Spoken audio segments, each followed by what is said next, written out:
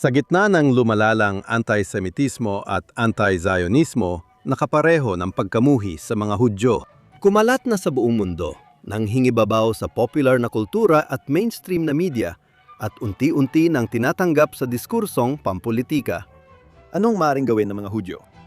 Sa halip na sumuko sa harap ng napakalaking pagsubok, ang sagot ay lumaban sa pamamagitan ng pagbuhay muli ng diwa ng maluwalhating panahon ng aktivismong Hudyo sa Amerika para sa mga Hudyo sa Soviet.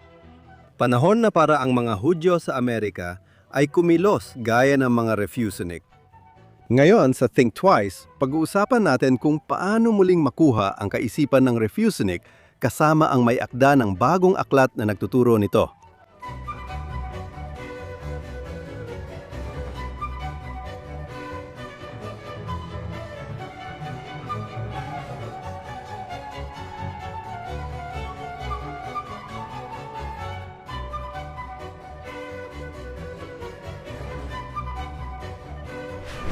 Kamusta? Welcome sa Think Twice.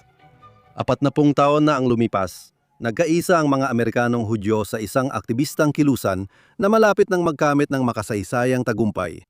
Nagsimula ng kaunti ang kilusan para sa kalayaan ng mga Hudyo sa Soviet, ngunit lumawak ito at sinuportahan ng marami pagsapit ng huling bahagi ng dekada 80. Naipit sa masamang imperyo ng Moscow na nauwi sa isang napakalaking martsa sa Washington noong 1987 na nagbabadya sa pagbagsak ng Berlin Wall at ang kakayahan ng hanggang 2 milyong Hudyo na makalipat sa kalayaan sa Israel at Estados Unidos. Pero ang tanong na kailangan nating itanong sa ating sarili ngayon ay ito. Habang ang mga Amerikanong Hudyo ay dumaranas na yon ng hindi pa nararanasang pagtaas ng anti-Semitismo at anti-Zionismo, iyan ay purungput sa mga Hudyo bakit hindi magamit ng komunidad ang aktivismo ng Soviet Jewry para ipagtanggol ang sarili. Lalo itong mahalaga dahil karamihan sa mga sinasabi ngayon na paulit-ulit na inuulit ng mga maling nag-aakusa sa Israel ng genocide o pagiging isang apartheid state ay isinulat noong 1967 ng mga Soviet propagandist na layuning patahimikin ang mga Hudyo na tumututol sa kanilang bansa at pahinain ang mga Amerikanong kalaban ng komunismo sa ibang bansa. Ang mga Soviet ang lumika ng tinatawag ng iskular na si Isabella Tabarovsky na conspiracist anti-Zionism. Hanggang ngayon, ito pa rin ang pundasyon ng karamihan sa paninirang puri at blood libel laban sa Israel at mga Hudyo. Bilang tugon sa mga nakalalasong ideyang ito, sumulat si Tabarovsky ng bagong aklat para bigyang inspirasyon at gabay ang mga kabataang Hudyo kung paano tumugon sa rumaragasang poot na nakatuon sa kanila at sa kanilang mga kapwa Hudyo. Masaya kaming kasama siya ngayon para pag-usapan ito. Si Isabella Tabarovsky ay isang iskolar ng Soviet anti-Zionism at makabagong anti-Semitismo. Senior fellow siya sa Z3 Institute for Jewish Priorities at naging visiting scholar sa Wilson Center at iba pang institusyon. Ipinanganak sa Soviet Union, lumipat siya sa US bilang teenager bago mag-Harvard. Contributing writer siya sa Tablet Magazine, sumusulat din sa iba pang publikasyon, at madalas mag-lecture. Siya rin ang may akda ng Be a Refusenik, Survival Guide para sa mga estudyanteng Hudyo. Isabella Tabarovsky, maligayang pagdating sa Think Twice. Maraming salamat sa pag-imbita sa akin. Maraming salamat din sa paglalaan ng oras para makasama kami ngayon. Gusto kong tanungin kung bakit mahalaga pa rin ang kasaysayan ng Soviet Jewry movement sa mga hamon ng mga Hudyo ngayon. Mahalaga ito dahil sa ilang mga dahilan. Mahalaga ito dahil sa kung sino ang ipinaglaban nito at dahil sa mga ginawa nito sa Amerika. Sa tingin ko, ang tinangkang tugunan nito ay ang anti-Semitismo sa Unyong Soviet na ipinapakita sa halos parehong paraan ng nakikita natin ngayon. Ang naranasan ng mga Hudyo sa Soviet ay talagang anti-Zionismo. Ang USSR ay kilala sa kasaysayan bilang bansang ang anti-Semitismo ay itinataguyod ng Estado. Mas tama sabihing ito ay bansang suportado ng Estado ang anti-Zionismo. Iyan ang dahilan kung bakit ako nagsimulang magsulat tungkol dito noon, dahil nakita ko na kung ano ang darating sa Amerika. Pareho ang wika, ideya, konseptual na mundo, at paliwanag na lohika. Kaya nagsimula akong mag-explore, mag-research at magsulat ukol dito. Sa Amerika, mahalaga ang kilusan para sa mga Hudyo ng Soviet dahil pinag-isa nito ang mga Amerikanong Hudyo at mga British na Hudyo. Siya nga pala, pati na rin ang mga Australianong Hudyo at mga Israeli.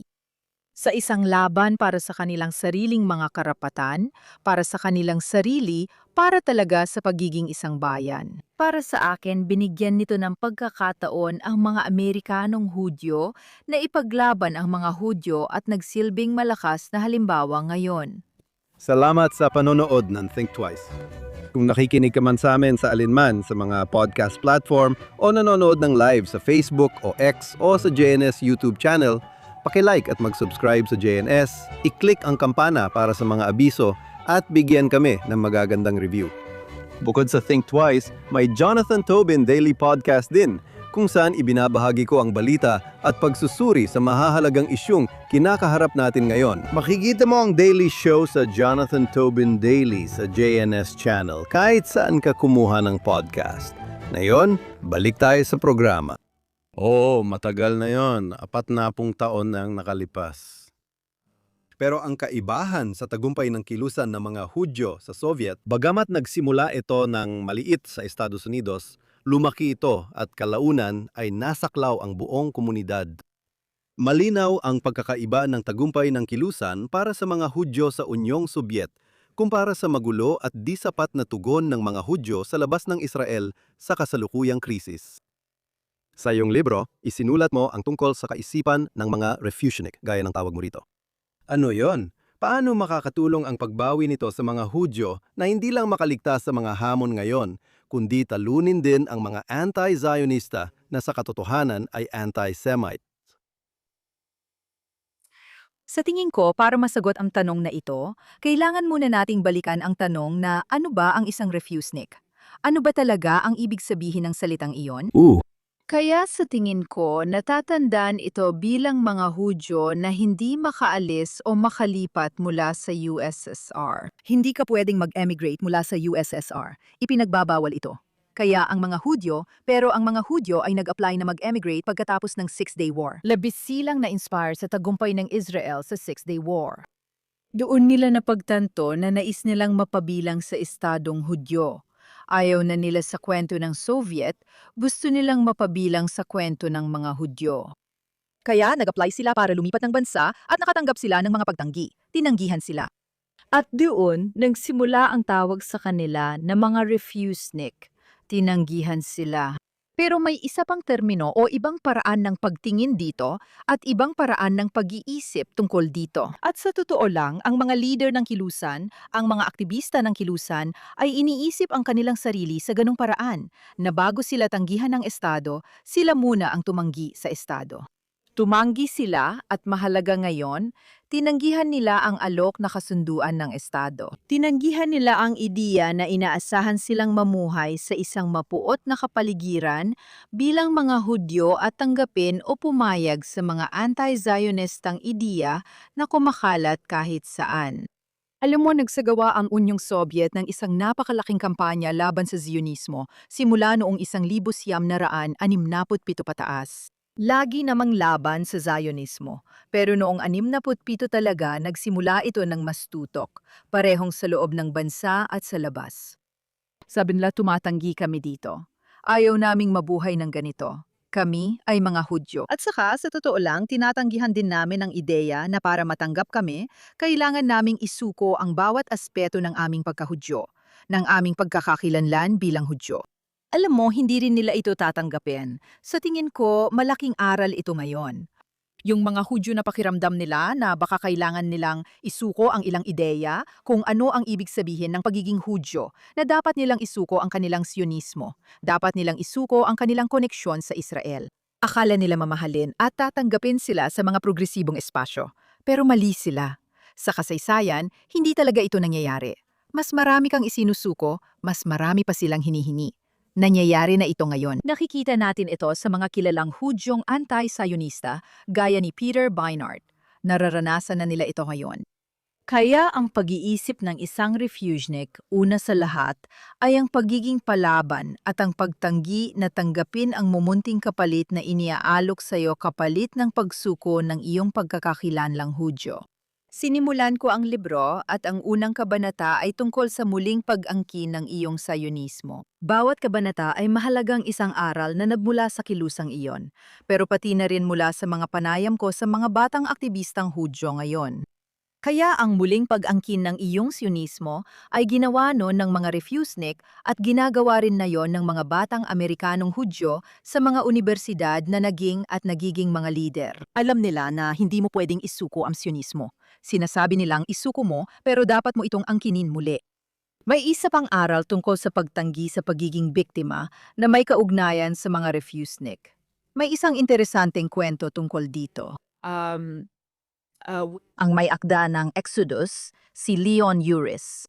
Ang Exodus ay isang napakasikat na nobela na naglalarawan ng pagkakatatag ng Estado. Ginawa rin itong isang napakasikat na pelikula.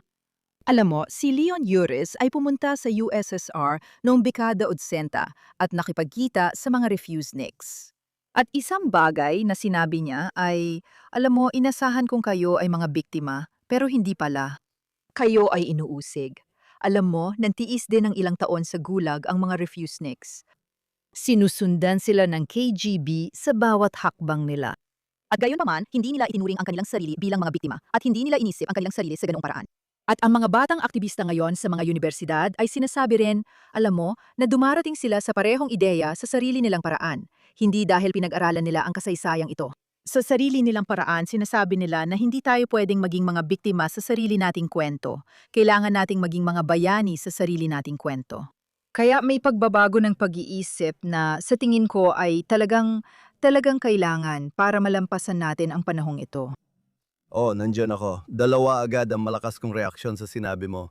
Una, tungkol sa pagiging bayani at sa pagbawi nito. Sa harap ng ilan sa pinakamasasamang anti-Zionista at anti-Hudyo na grupo, sa mga kolehiyo, sinabihan ng mga lider ng mga Hudyo ang mga Hudyo na manatili muna sa kanilang lugar. Umuwi na lang, wag silang harapin, alam mo, umalis na lang sa campus.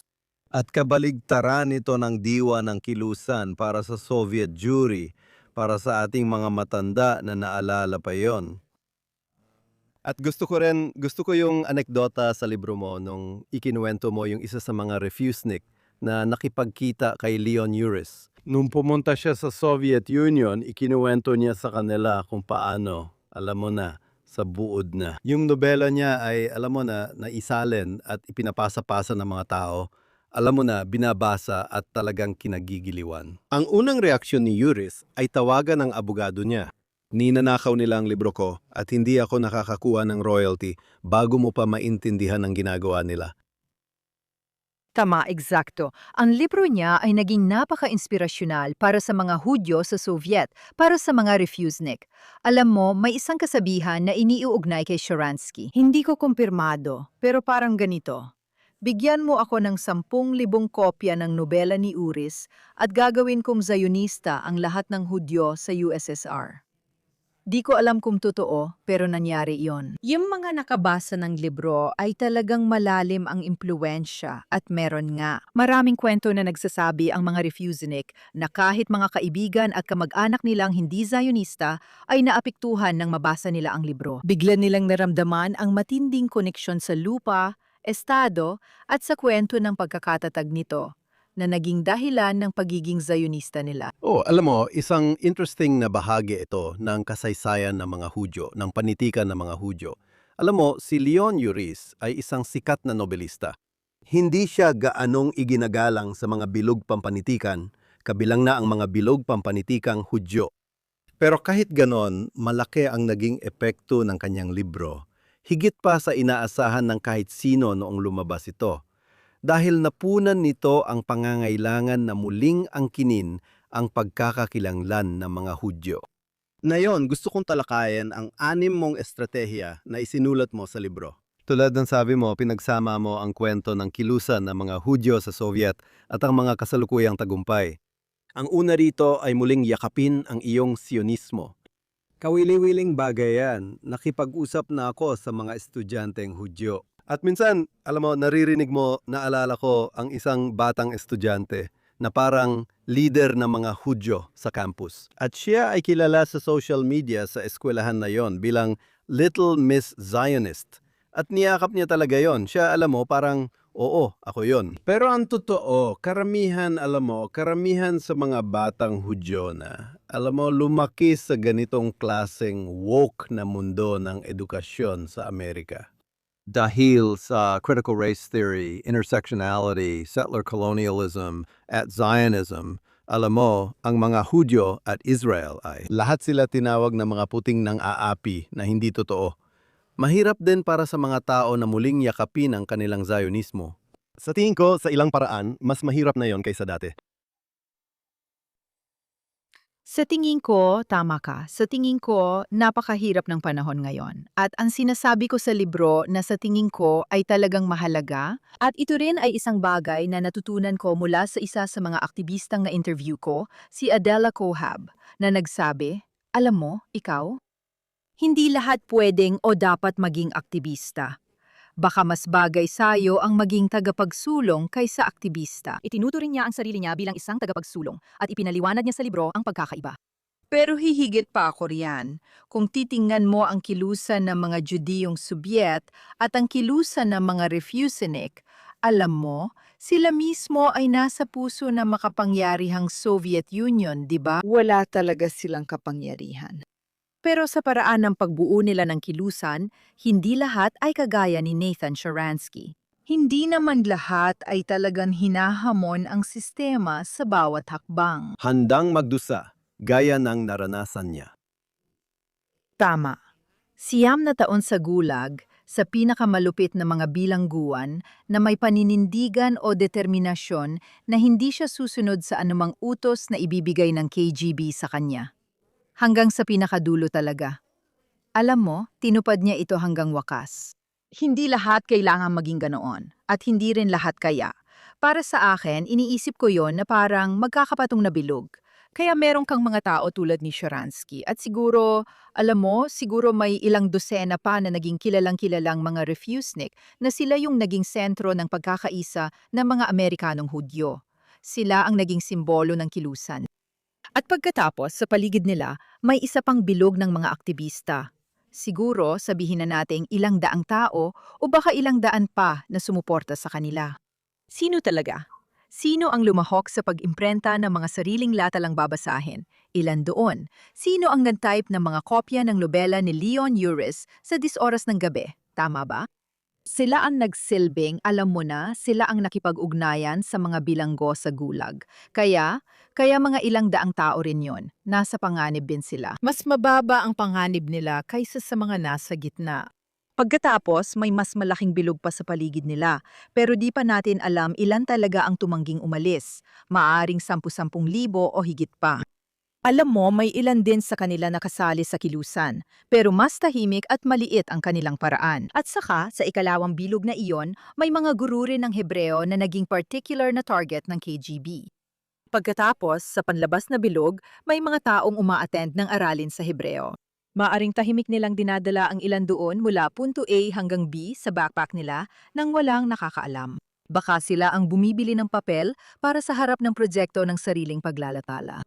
Kaya o baka sila ay simpleng mga tao lang nag-uusap sa kusina nila at sinasabi sa kanilang mga anak na umuuwi galing sa paaralan at nagsasabing, sinabi lang nila sa akin na ang Israel ang agresor at ang Israel ay pumapatay ng mga babaeng Arabo at mga bata para lang sa katuwaan.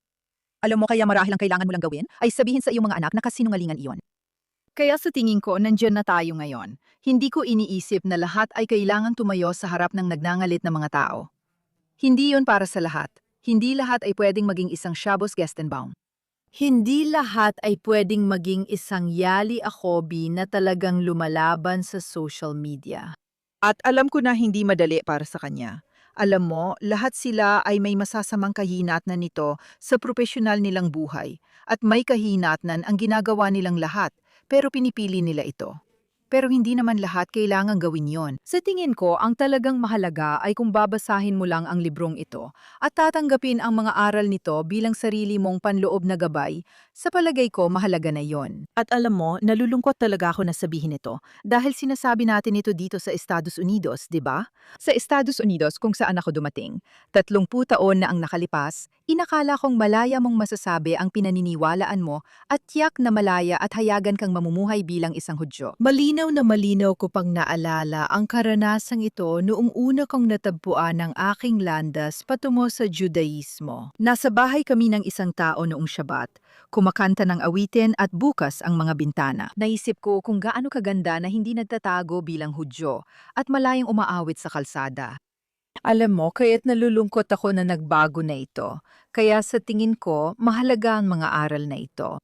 Sa totoo lang, ang pinakaimportanting bagay ngayon ay huwag hayaang maapektuhan ng propaganda ang mga kabataan sa mga universidad. Para sa mga kabataang Hudyo, maraming propaganda ang naglalayong ihiwalay sila sa ating mga tradisyon at pagkakakilanlan bilang Hudyo. At kaya ba natin, alam mo yon, kaya ba ng impluensyang ito, kaya ba ng librong ito, alam mo yon, mailigtas ang lahat? Malamang hindi, pero sana, alam mo yon, makatulong ito sa ilan. Ngayon, ang pangalawang estratehiya mo ay tinawag mong mag-aral ka. Dito, tinatalakay mo ang pagsisikap na itaas ang kaalaman ng mga Hudyo sa dating Soviet Union, kung saan halos ipinagbawal sa loob ng ilang dekada ang pag-aaral ng Hudaismo, Sionismo at wikang Hebreo. Ngayon, kahit magkaibang sitwasyon, napapaisip ako kung paano maraming Amerikanong Hudyo ay hindi rin bihasa sa Hudaismo, gaya ng mga Hudyo sa Soviet Union na nahiwalay sa mundo ng mga Hudyo. Tama ka diyan. At alam mo, inabot din ako ng matagal bago ko ito naintindihan. Naalala ko na may mga Amerikanong Hudyo na ipinanghanak sa Amerika na nagsabi sa akin na, alam mo, hindi naman talaga nagkakalayo pagdating sa kaalaman. Hindi ko talaga pinaniwalaan noon. Pero ngayon, naniniwala na akong totoo iyon. Tingnan mo, marami sa atin sa mundo ng mga Hudyo ang nag-uusap ngayon kung paano dapat baguhin ang edukasyong Hudyo dahil hindi lang ito basta pagdagdag ng edukasyon. Dahil alam natin na marami sa mga anti-Zionistang Hudyo na kumakalaban sa lahat, laban sa pagiging isang bayan ng mga Hudyo, laban sa, alam mo na, koneksyon natin sa Israel. Alam mo, nagkaroon din sila ng edukasyong Hudyo. Kaya ang tanong, anong uri ng edukasyong Hudyo? Para sa akin, ang wikang Hebreo ay mahalaga rin sa mga Amerikanong Hudyo, tulad ng naging halaga nito sa mga Soviet na Hudyo noon. Dahil hindi mo talaga magagawa, napakaraming kulturang Hebreo, napakaraming kulturang Hudyo na nilikas sa wikang Hebreo na hindi mo talaga mapag-uugnay. Sa tingin ko, alam mo, ng buo para sa iyong mga kababayan. Kung wala kang kahit simpleng kasanayan sa pag-intindi, pagbasa o pakikinig. Alam mo, palagi kong pinag-uusapan ang musisang Israeli, kung paano nung nagsimula akong matutong mag-Hebreo at nagsimula akong makakuha ng mga linya mula sa liturhiya sa ganap na secular na musisang Israeli. At naalala ko kung gaano ito kamangha-mangha sa akin. Tila hindi relihiyoso ang artistang ito, pero ang mga linyang mula sa Hebreong panalangin at Torah ay bahagi na ng kamalayan ng mga Israeli, kaya napapasama sa kanilang kanta. Namangha talaga ako rito. At kaya kung hindi mo alam ang Hebreo, mamimiss mo lahat ng yon. At talagang kailangan ng mas magandang edukasyon tungkol sa Israel. At Sionismo. Tungkol kay alam mo, hindi ito propaganda. Kalimutan na ang propaganda. Hindi lang talaga alam ng mga tao ang kwento. Kaya dapat matutunan ng mga tao ang kwentong iyon. At idagdag ko rin na sa tingin ko, kailangan ding malaman ng mga kabataan ang kwento ng nangyari sa mga Hudyo sa Soviet, ang kwento ng anti-Zionism, kung saan ito nagmula at kung paano ito ginamit para apihin ang mga Hudyo noon sa loob ng mga dekada. Talagang mahusay itong naitala. Sa tingin ko, napakahalaga nito. At higit pa doon, sa tingin ko, nagkulang talaga ang mga paaralan sa Amerika. Totoong pagkukulang sa edukasyon ang hindi pagtuturo tungkol sa komunismo, tungkol sa Soviet Union. Kung paano, alam mo, ang katotohanan na ang mga tao, lalo na ang mga Hudyo, sa tingin ko ay iniisip lang na ang antisemitismo ay nagmula lang sa Nazi Germany, isa itong malaking pagkakamali. Kaya lahat ng yan ay kailangan magbago, alam mo, pero hanggat hindi nagbabago ang mga sistema, sa tingin ko ang mga kabataan, ang ibig kong sabihin dito ay kailangan talagang hanapin ng mga kabataan ang kaalamang ito. Katulad ng ginawa ng mga refusnik na hinanap ang kaalaman tungkol sa Israel, Sionismo at wikang Hebreo. Tama. At ang ikatlo mong estratehiya ay hanapin ang iyong mga kasamang mandirigma.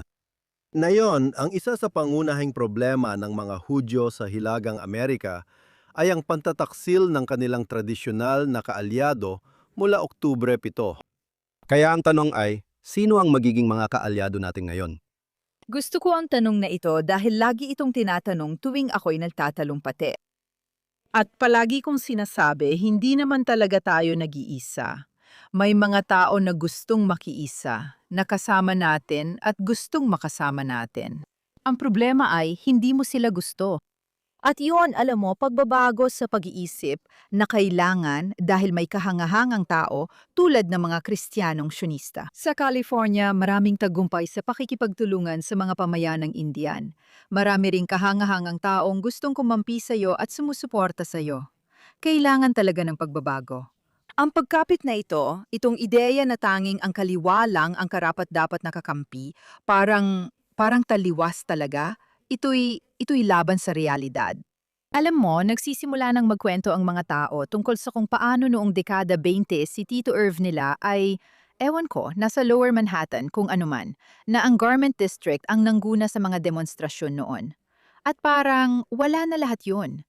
Alam mo, wala na lahat yun. Tingnan mo ang kaliwa ngayon, lubos nang nawala ng kredibilidad ang kaliwa. Paurom na ito. Alam mo, puro baliktad na moralidad na lang ito. Paano mo masasabi na sa paanong paraan mas mabuti ang mga tao sa kaliwa kaysa sa mga normal na sentristang konserbatibo? Kaya iyon ay isang pagbabago na talagang kailangang mangyari. Sa tingin ko, alam mo, wala namang saysay yon, pero tama ka talaga. Maraming Hudyo ang hindi lang talaga nakakaalam na mayroong 10-10 milyong Amerikanong Kristiyano na masugid na taga-suporta ng Israel.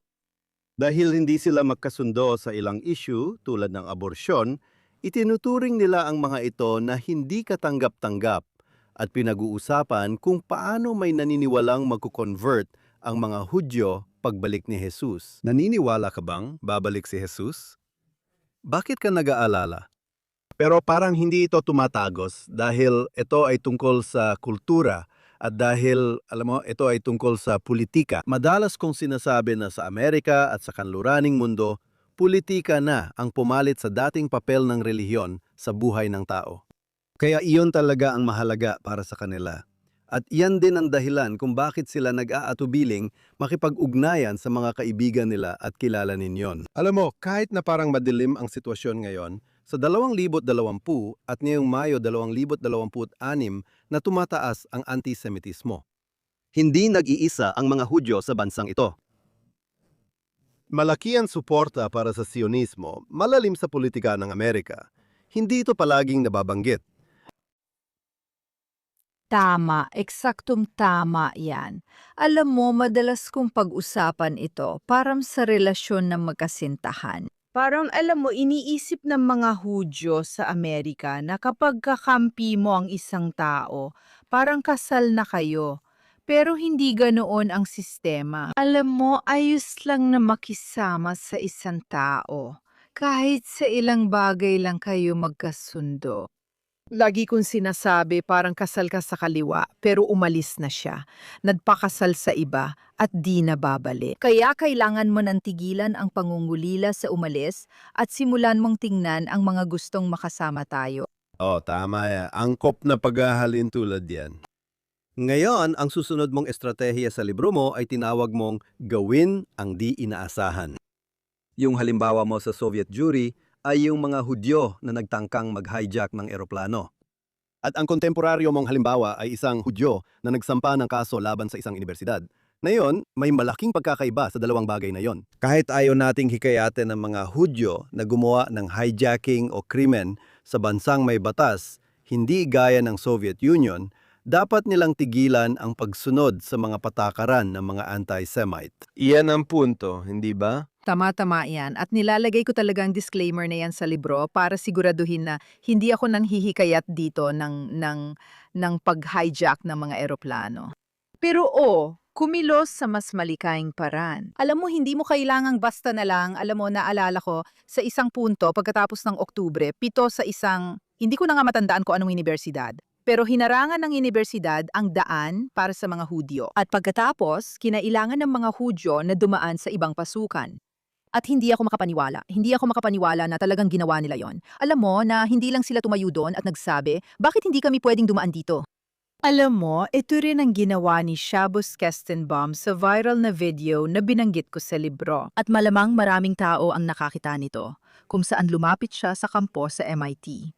At sa totoo lang, pinayuhan siyang wag na lang pumunta doon, gaya ng nabanggit mo. Alam mo, May ilang tradisyonal na organisasyong Hudyo at kinatawan nila na nagsasabing, huwag kang pumunta, huwag hamunin, huwag makipagharap, dumaan lang, aalis kami, demonstrasyon lang ito, umuwi ka na.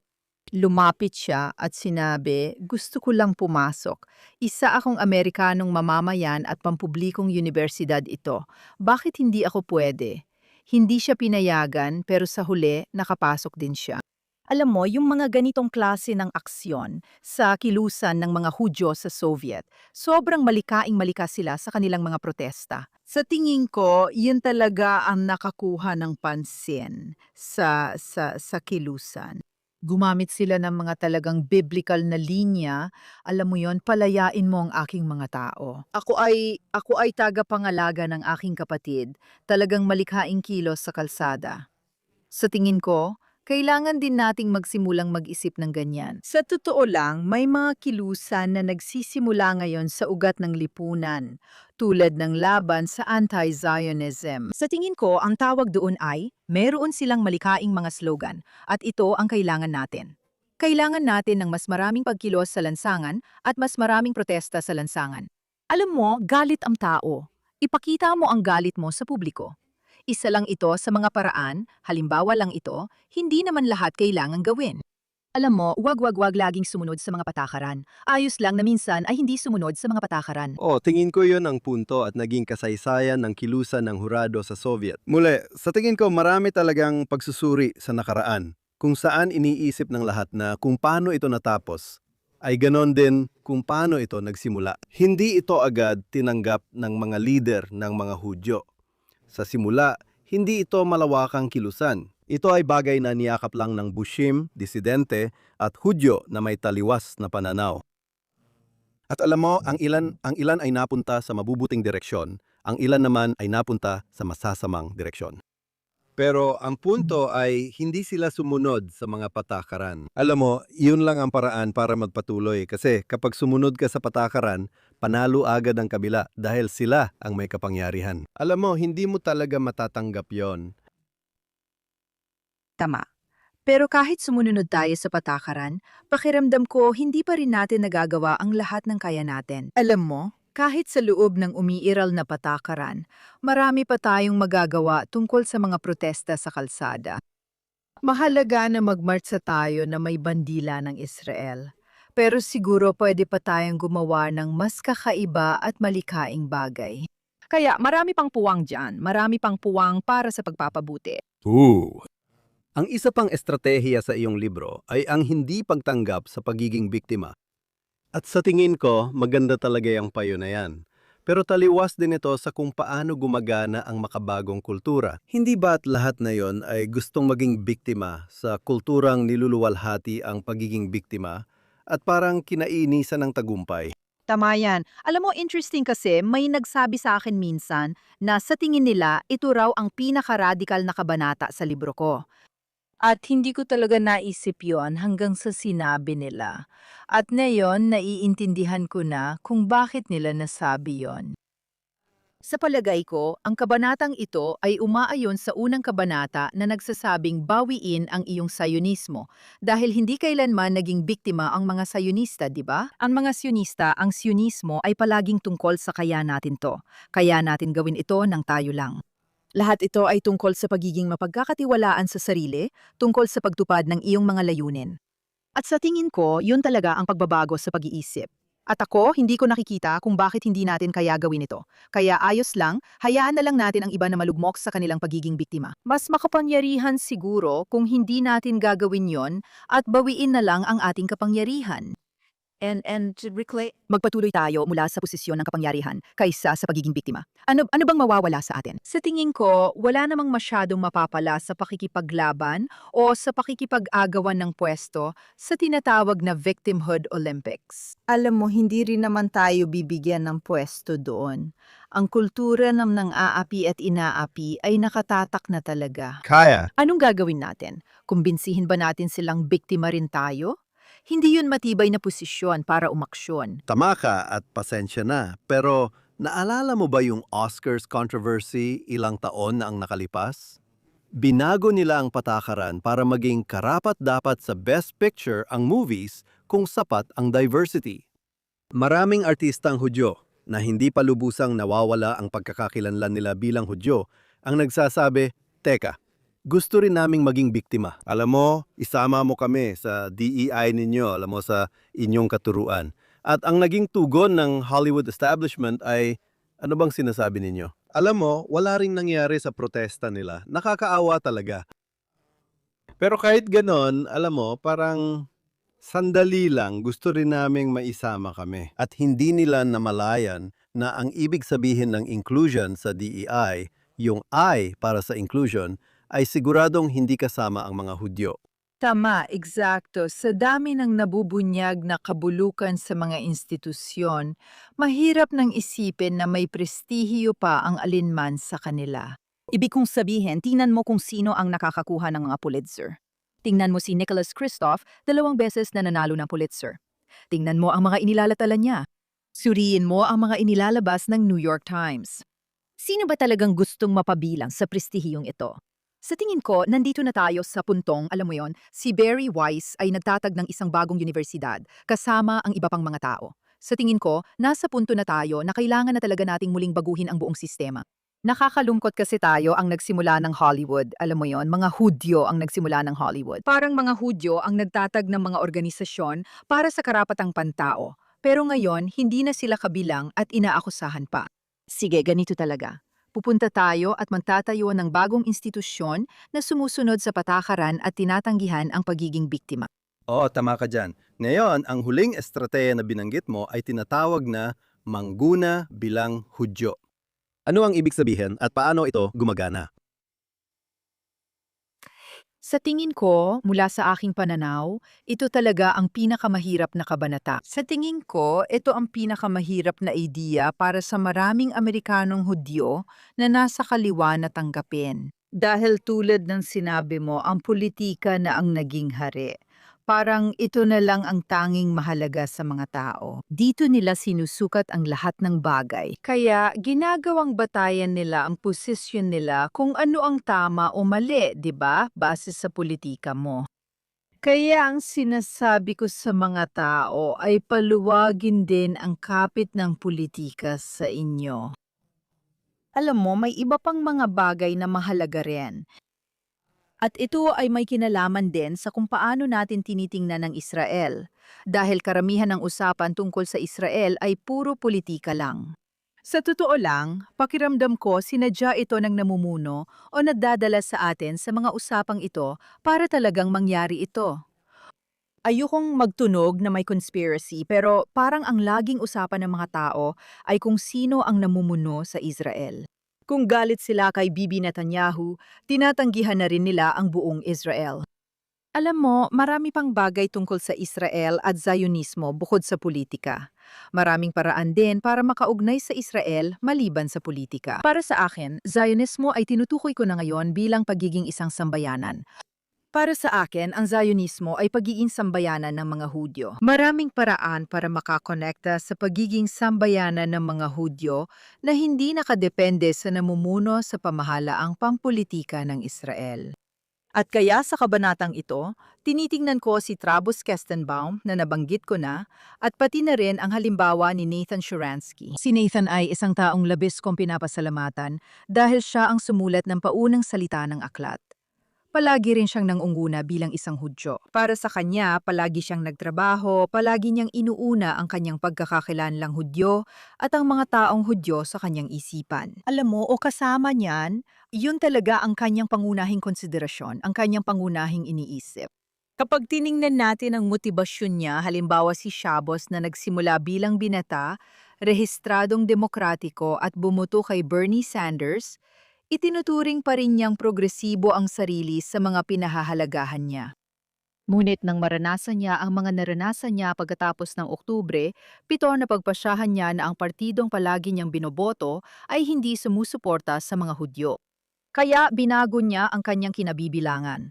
Alam mo, dito, unti-unting nangyari ito at mahirap para sa kanya ang proseso. Alam mo palagi kong sinasabi na hindi ko ipinaglalaban ang particular na paglalakbay na yon at wala akong mensaheng pampartido. Ang sinasabi ko lang, narito ang isang binatang nagsimula sa isang paglalakbay, isang tapat na paglalakbay ng pagsusuri, alam mo kung ano ang mas mahalaga para sa kanya.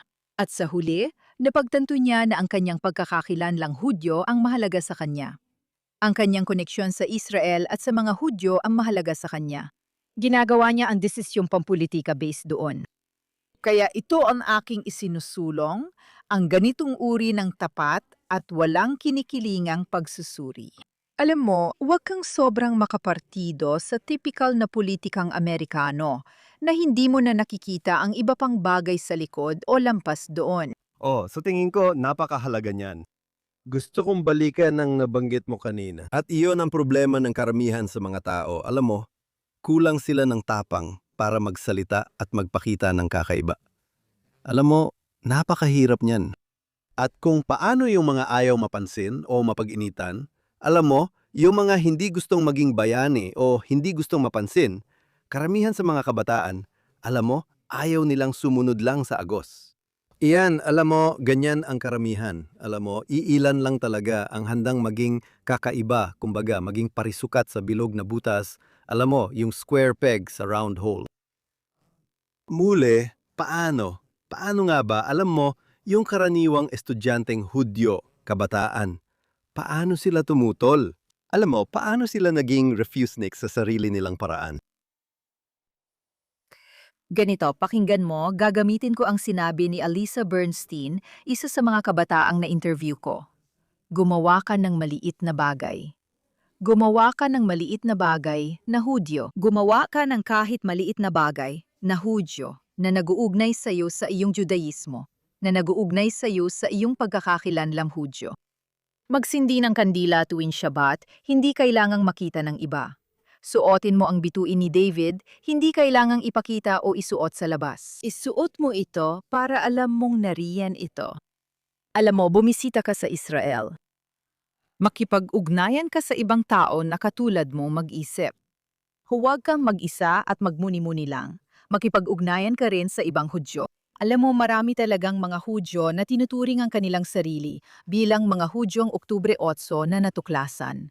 Kabilang na ang mga kabataan na napakahalaga pala sa kanila ang koneksyon nila sa kanilang pagkahudyo. Kaya nga, talagang pinapalalim nila ito. Bahagi ito, alam mo, ng punto ng aking kabanata tungkol sa paghahanap ng iyong mga kasama sa laban. Makipaglaban kasama ang iba, huwag kang mag-isa. Bumuo ka ng sariling maliit na grupo. Hindi mo kailangan ipakita sa lahat, basta panatilihin ang liwanag sa loob mo. Ngayon sa iyong libro, binanggit mo, alam mo, isang makasaysayang kabanata na sa tingin ko ay napakakaugnay sa panahon natin ngayon. Alam mo, laging may ilang mga Hudyo na kinukuha para gawin ang maruruming gawain ng mga anti-Zionist at anti-Semite. Totoo pa rin ito ngayon. Binigyang diin mo sa libro, isang mahalagang naunang halimbawa kung saan nagsalita laban sa Israel ang mga Hudyo noong panahon ng Unyong Sobyet at Komunismo. Maari mo bang ikwento ang tungkol sa mga Hudyo nagsilbi sa interes ng anti-Semitikong rehimeng Sobyet noong unang taon ng komunismo at dekada 70? Dahil iyan ang bahagi ng kasaysayan na sa tingin ko tiyak na karamihan sa mga Amerikanong Hudyo ay halos walang alam tungkol dito. Alam mo, nagsisimula ako sa kwento ng Bond at ng Yevsek Chia, ang seksyong Hudyo ng Partido Komunista. Ito ay isang kwento na talagang napaka-relevant ngayon dahil nabubuhay tayo sa panahong ito ng kakaibang nostalgia para sa Bond. Alam mo, may bagong librong lumabas tungkol sa Bond at kung gaano ito kahanga-hanga tungkol sa mga Hudyo na ayaw maging Zionista at nanaginip ng pagkakaisa ng mga Hudyo at iba pa. Una sa lahat, mali ang paglalarawan at pag-unawa sa Bond dahil ang Bond ay tunay na nasyonalista. Gusto lang talaga nilang maging nasyonalista kahit nasa diaspora. Kaya yung mga sosyalista ngayon, mga Hudyo, nananabik sa Bond at nagsasabing laban sila sa nasyonalismo, kaya gusto nilang maging bundista. Magugulat sila kapag nalaman nila kung sino talaga ang mga bundista. Pero andyan ang kwento na hindi na masyadong dinitalye ganito. Ang mga miyembro ng BUND ay nire-recruit ng mga Bolshevik ng partido ni Lenin papunta sa mga seksyong Hudyo na ito na ang tungkulin ay dalhin ang mga Hudyo ng Rusya kasama nila. Ito ang pamahalaang Sobyet, ang seksyong Hudyo, na alam mo na parang Partido Komunista sa loob ng Partido Komunista na namumuno na, alam mo na sa Unyong Sobyet. Tama. Ito ay matapos ang rebolusyon ng 1917 at 17 hanggang unang bahagi ng dekada 20. Ang mga seksyong Hudyo na kilala bilang Yevsektsiya sa Ruso, na medyo mahirap bigkasin pero gusto kong banggitin, ay talagang gumagawa ng masasamang bagay. Alam mo, inuusig nila, tinutugis nila ang tatlong bagay lalo na. Tinutugis nila ang wikang Hebreo, tinutugis nila ang Sionismo, at tinutugis nila ang Judaismo. Gusto nilang lipulin ang tatlong iyon. Alam mo, at pagkakataon din ito para sa kanila na gantihan ang dati nilang mga kaaway, ang mga Sionista, dahil magkaribal silang mga partido bago ang rebolusyon.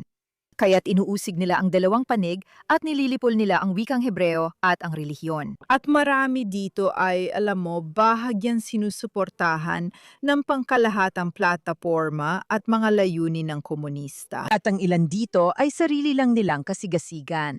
Pero ang nangyayari ay sa huli, alam mo, sila ang Bond, ang mga miyembro ng Bond na sumasali sa Partido Komunista sa huli. Hindi rin sapat ang pagiging internasyonalista nila para sa mga komunista, lalo na sa mga Rusong komunista, dahil tinitingnan pa rin silang mga Hudyo, mga nasyonalistang Hudyo pa rin. Nauwi rin sila sa parehong kampo ng mga Sionista, kung saan mas nauna nilang ipinadala ang mga kasamahang Sionista. Kaya alam mo, talagang matindi itong halimbawa ng nangyayari kapag sumali ang mga Hudyo sa mga universalistang internasyonal na kilusan. Dahil sa huli, hindi talaga tinatanggap ang pagiging Hudyo nila. At ang nangyari pagkatapos ay siyempre dumating ang Holocaust na pumuksa sa lahat ng iyon. Sa madaling salita, ang mga Hudyo sa diaspora na nasa mga teritoryong sinakop ng Nazi sa Poland at Ukraine, na siyang mga lupain kung saan inisip ng BUND na maninirahan ang mga Hudyo sa diaspora. At sa huli, ang mga Zionista ang siyang sumagip sa sitwasyon. Alam mo, ang mga Zionista ang nanaig sa matinding labanan na nagsimula noong unang bahagi ng ika-20 siglo. At sila ang nagdala, nagtatag, at tumupad sa kanilang pampulitikang programa. Sila ang nagtatag ng estado. Dinala nila ang natitirang Hudyo mula Europa sa estado at iniligtas pati mga Hudyo sa gitnang silangan at hilagang Aprika. Talagang at sa huli, iniligtas nila ang mga Hudyo mula Soviet, 'di ba? Noong bumagsak ang Soviet Union. At kahit noong dekada, 70, saan pumunta ang mga Hudyo? Pumunta sila sa Israel.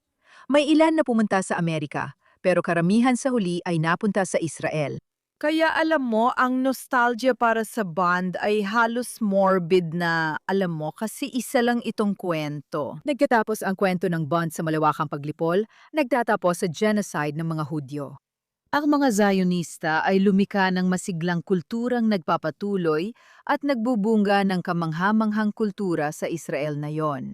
At pagkatapos, sa bandang huli, sasabihin ko lang ng mabilis, alam mo, talagang, alam nila paano imanipula ang pagkakakilanlan ng mga Hudyo.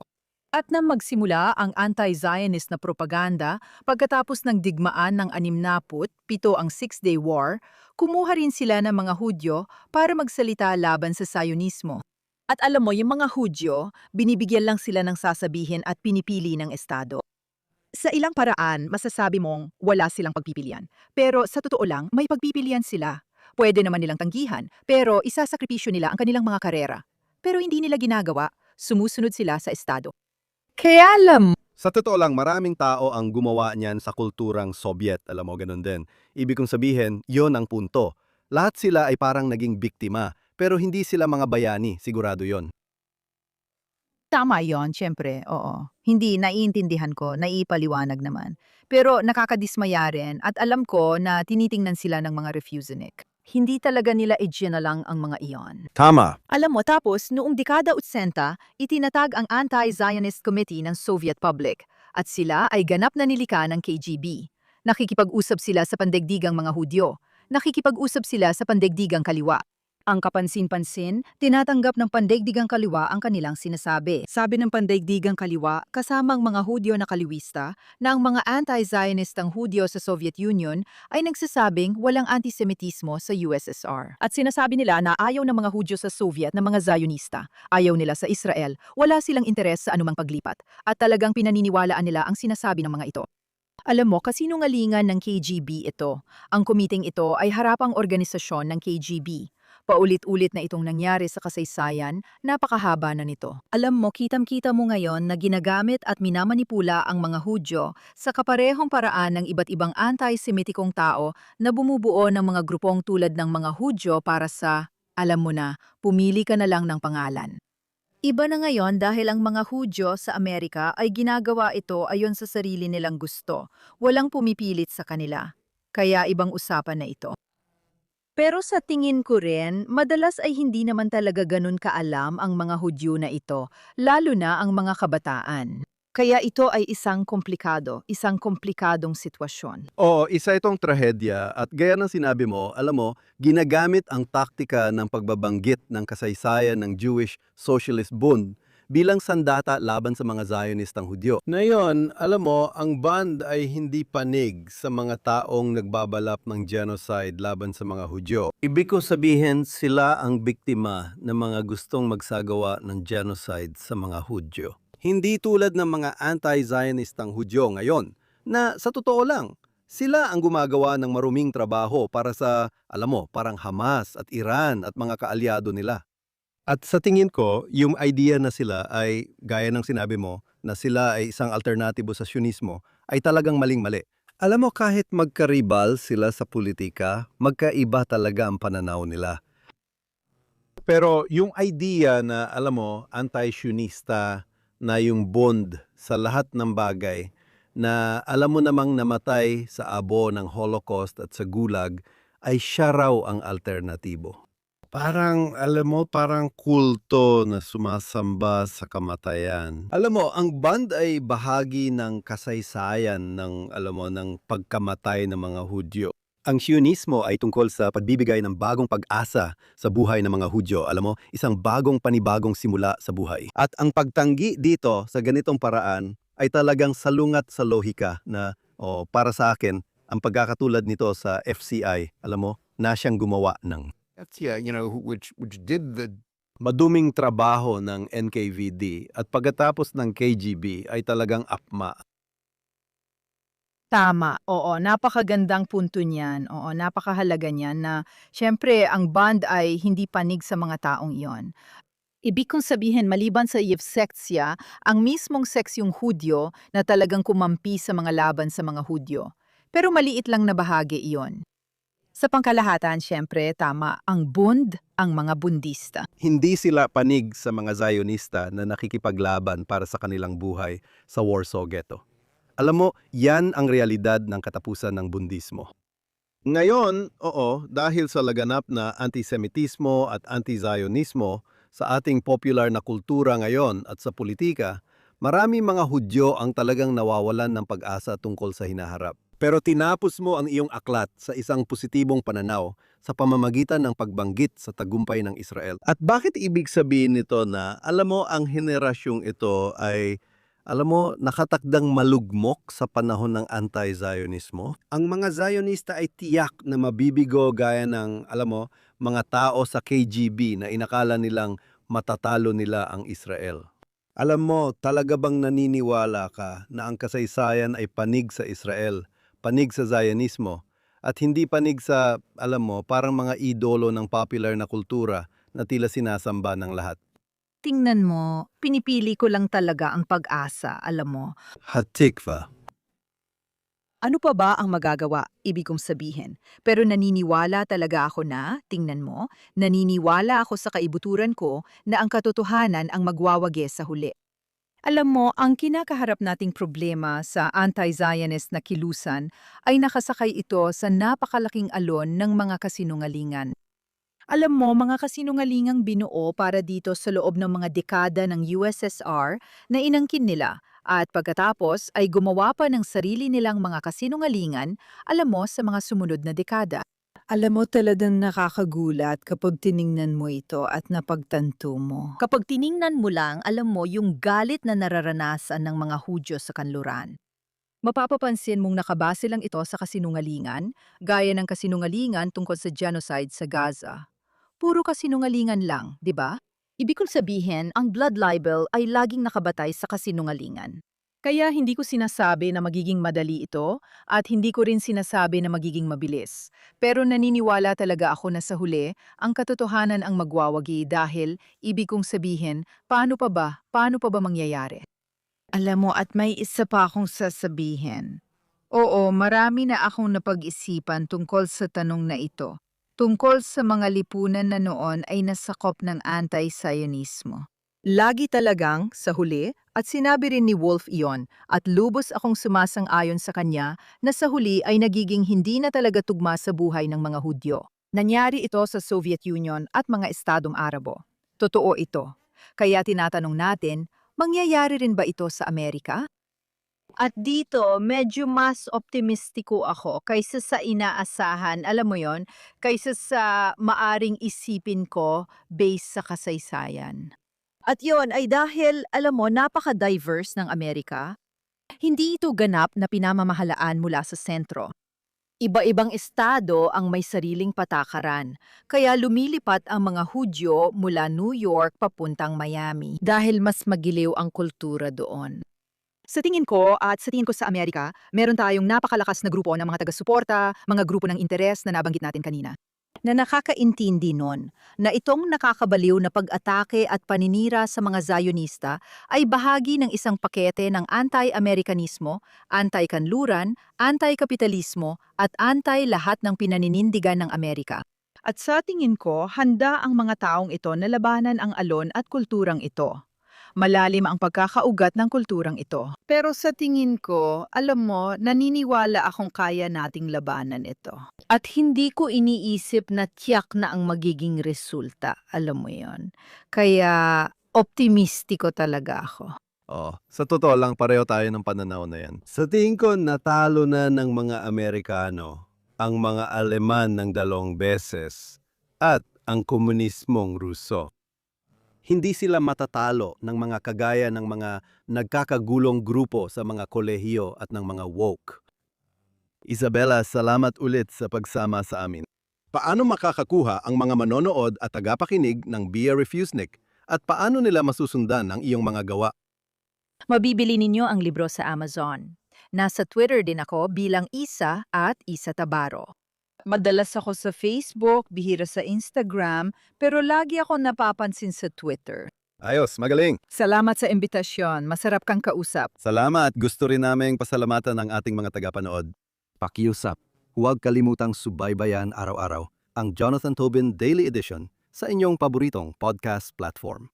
At kung nakikinig man kayo sa amin sa alinman sa mga iyon o nanonood ng live sa Facebook o X o sa JNS YouTube channel, paki-like at mag-subscribe sa JNS. I-click ang kampana para sa mga abiso at bigyan kami ng magagandang review. Sumulat sa thinktwice@jns.org at sabihin kung saan kayo nakikinig o nanonood ng palabas at ang inyong opinyon dito. Gusto kong maglaan ng sandali para banggitin na ngayong buwan ay ipinagdiriwang natin ang 5 taon ng paggawa ng podcast na ito. Na siyang kauna-unahang podcast sa ngayon ay napakarami ng podcast na mapapanood sa JNS TV. Salamat kay producer Zach Sickerman, sa mga tagapaglatala ng JNS at sa inyong patuloy na panonood at pakikinig sa amin bawat linggo. Sana magpatuloy ito. Salamat sa presensya ninyo. Huwag kalimutang magbasa at mag-isip para sa sarili. Kita-kits ulit sa susunod na linggo.